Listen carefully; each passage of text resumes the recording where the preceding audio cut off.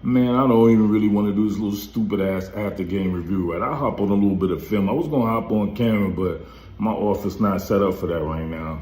And I'm already angry and aggravated at a whole bunch of these locals around here running around talking about fire the OC. You're 4-0. People still can't wrap their brain around being able to establish yourself in the first quarter of a season, right? The first quarter of a season, you're really trying to stop. Nobody plays preseason anymore. I talked about this before, right? I talked about it, man.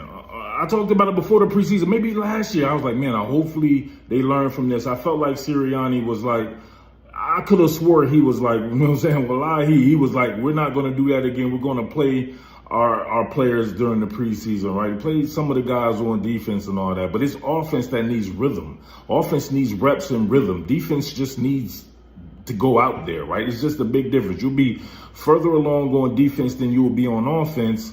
But, oh, no, man. Listen, this staff has rabbit ears. Like, I hate, you know what I'm saying? Like, Nick Sirianni, you know, I feel like these people be on the internet. They be like in top billing. They be on the top billing comment section, right? Looking at a whole bunch of dumbasses who couldn't tell you a fucking hitch route from a curl route, but they want to act like they're experts at something. This shit is crazy to me, right?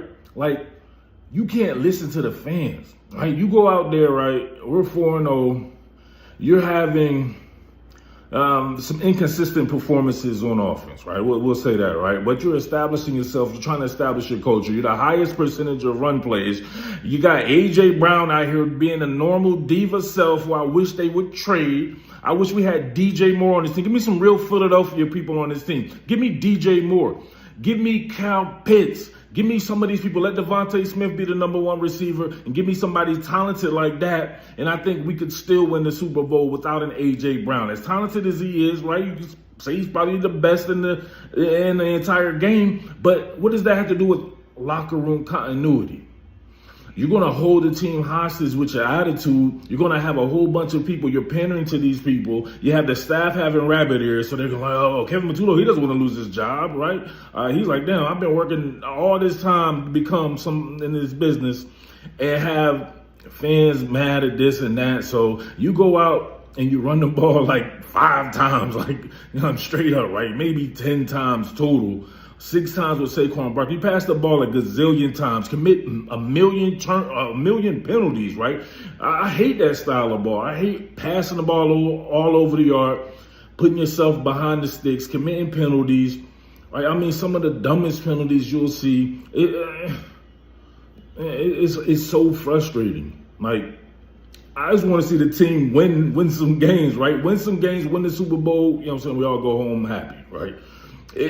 Winning a certain way, who cares? Who cares about that but casual fans? I want to see physical football. I don't want to see the ball being passed all around the yard all the time and running the ball 6 times with Saquon Barkley, a couple of times with A.J. Dillon, 1-2 times with Will Shipley, right?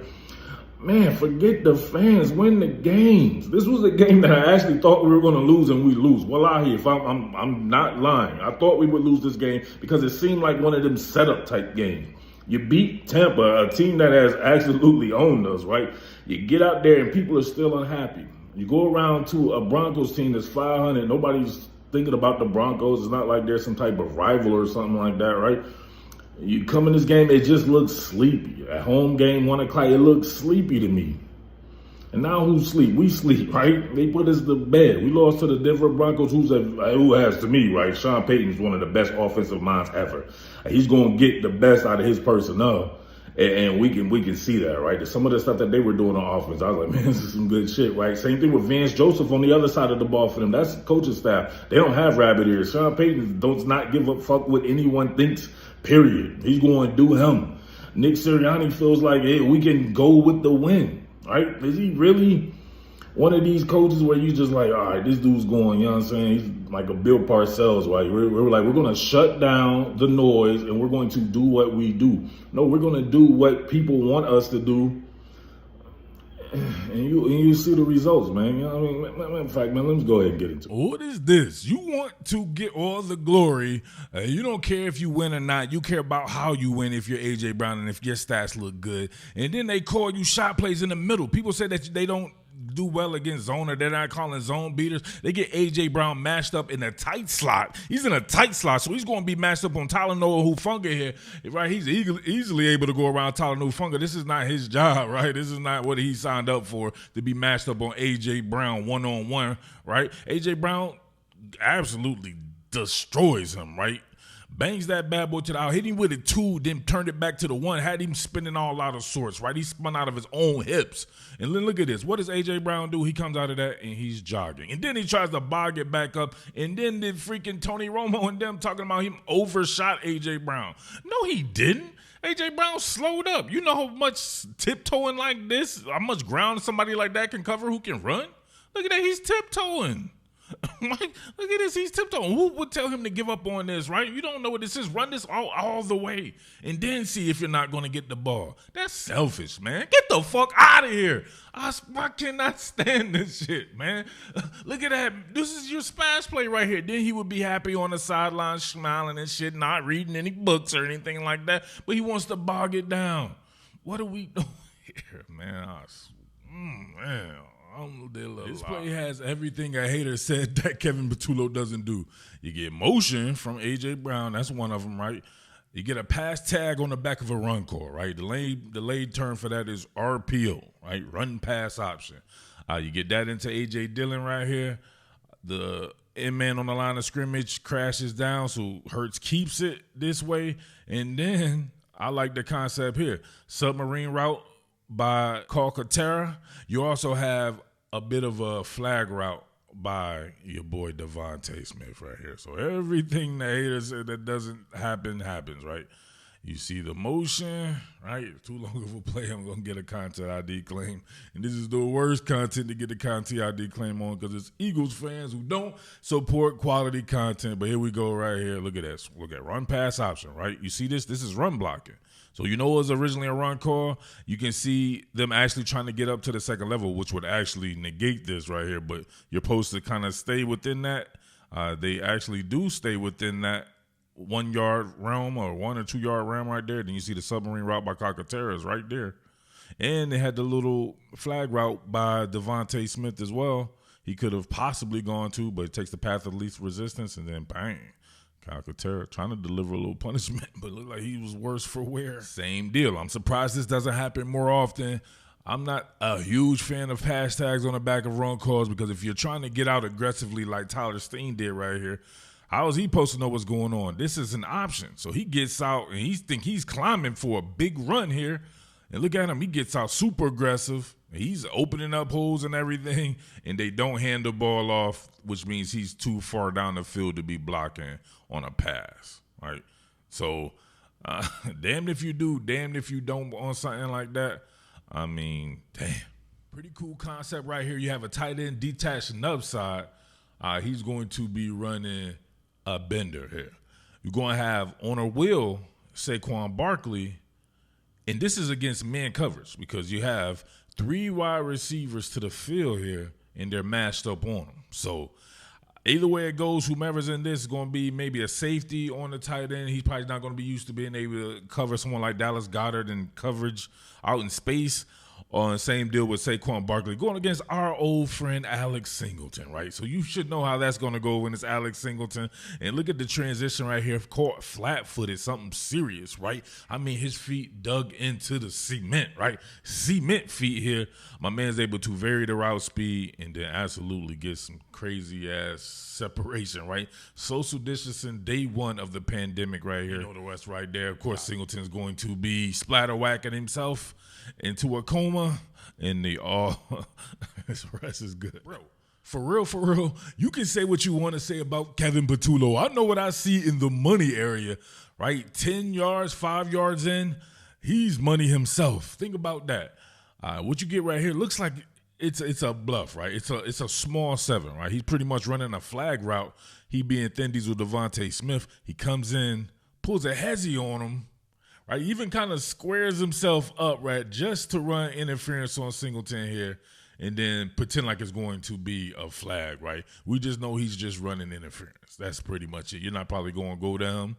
And you get Goddard here, right? He's definitely been the benefactor or the beneficiary of these money zone plays.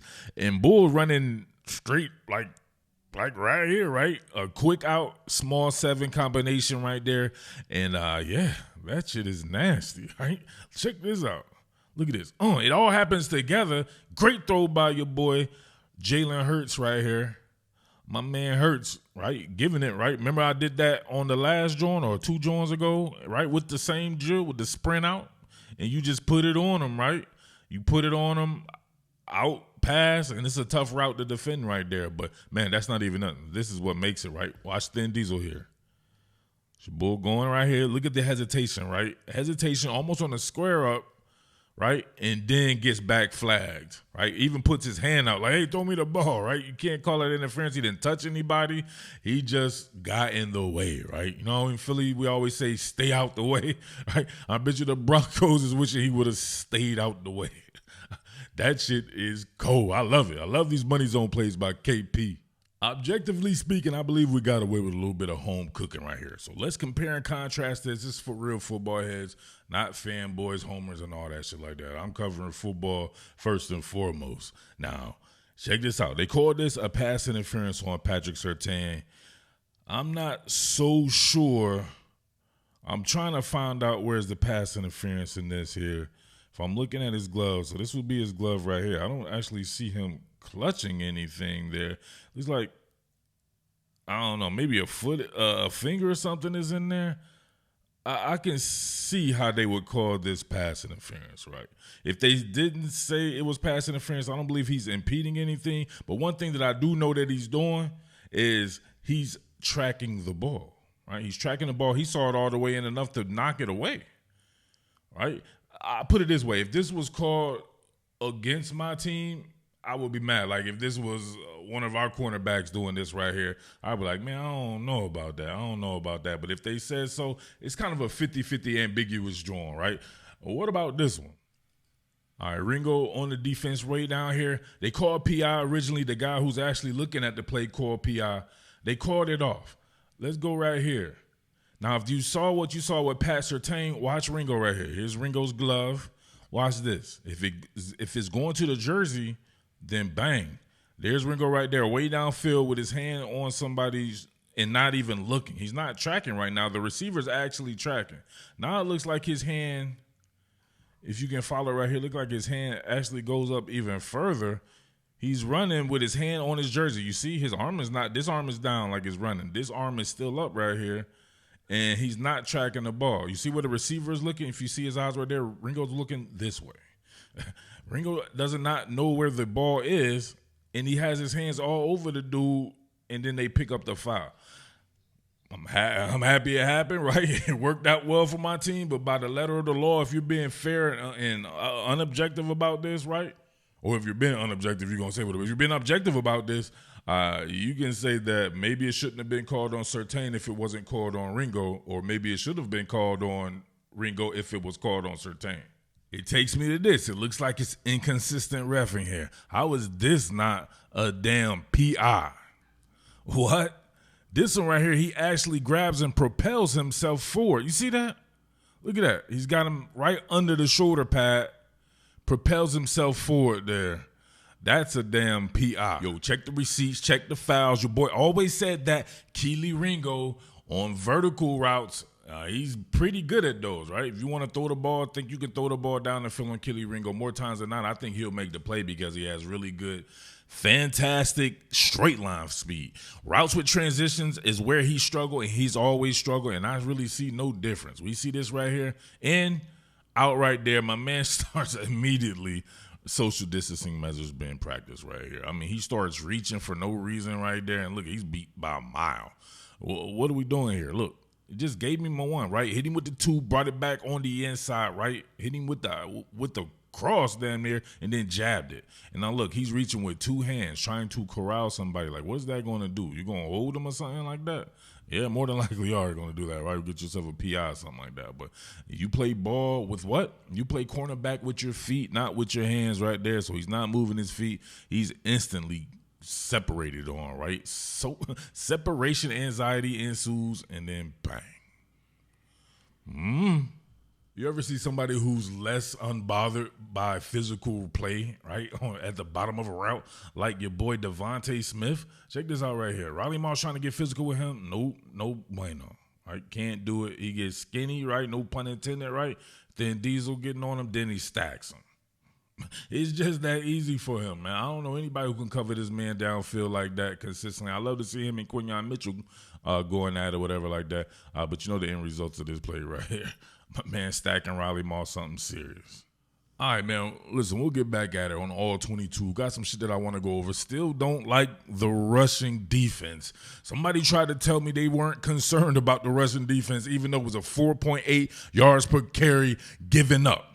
Fuck out of here with that goofy shit, man. The rushing defense obviously has problems. Man, that's just it. I don't know what to tell you.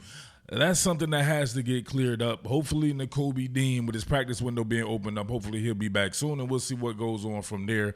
But usually it starts up front, so I would like to show that as well with the guys up front, not necessarily doing their thing against the run. Also, undisciplined penalties and all that, right? Terrible penalties. Zach Bonjour was one of them. But how many, like, false starts, eligible, you know what I'm saying? Just a whole bunch of different shit going on that you wouldn't think would be commiserate to a Philadelphia Eagles football team. Obviously, that has designs on winning its second straight Super Bowl, which should happen. But it won't happen if we don't get shit like that cleaned up. So once again, run the ball, stop the run. We did neither. That's the basis of Philadelphia Eagles football. I don't care about throwing the ball 100 times all around the yard just to make A.J. Brown happy. I care about establishing both core philosophies of running the ball and stopping the run, and then letting everybody work from there. Having you play with one hand tied behind your back. So I don't know. So let me know what you think out there. You know what I'm saying? I have a feeling that a lot of people are actually going to be happy with this game because they got to see the ball being passed around a lot. And A.J. Brown got a few catches, and he still was soaking on the sideline, in my opinion. Come on, man. Anyway, you know what I'm saying, on my top Billin villains, this is a shitty-ass sports weekend, right? Phillies lost, Penn State lost, Eagles lost. Magomed Ankalaev got slept by Alex Pereira, something serious in like a minute. Come on, man. What are we doing here? With that being said, though, still 4-1. We'll come back on Thursday. It's going to be a short week, so we got to hop after it for real, though. All right? Much love to all my top Billin villains out there. Much love to all my real, true Philadelphia Eagles fans. Fuck a bandwagon fan and fuck a hater always. Let's go.